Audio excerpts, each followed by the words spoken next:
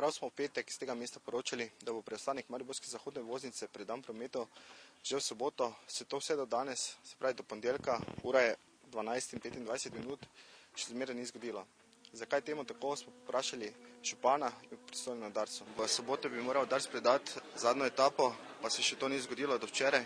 Imate mogoče informacije, zakaj temu tako? Imam informacije, usklajujemo nekatere stvari.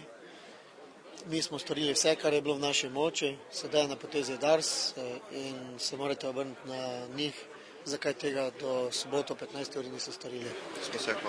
Tehnični pregled je bil opravljen 20. maja. Na njem so bile izkazane pomanjkljivosti pri sami gradnji ceste in pri nekompletni dokumentaciji. Pomanjkljivosti na sami cesti je izvajalec opravil do prejšnje sobote. Manjkajočo dokumentacijo pa pripravlja in je zaradi tega, ker je to proces, bo to trajalo še nekaj dni ali pa mogoče celo mesec dni.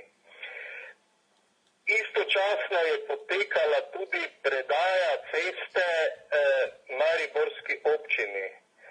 Dars je z zapisnikom cesto predal, mariborska občina pa prevzela v upravljanje. Ker je z tem zapisnikom bila cesta predana, je mariborska občina dolžna oziroma, če se ji zdi potrebno, mora zaprositi za predajo ceste v promet pod gradbiščnimi pogoji ali pa, to se po domače reče, poskusno obratovanje. Tega mariborska občina ni naredila, zato je Dars ni ceste predal. In kdaj zdaj lahko pričakujemo, da bo? Ja, to pa jaz nimam zdaj niti črne mačke, niti kristalne kugle, da bi to zagonetko lahko odkril, ker to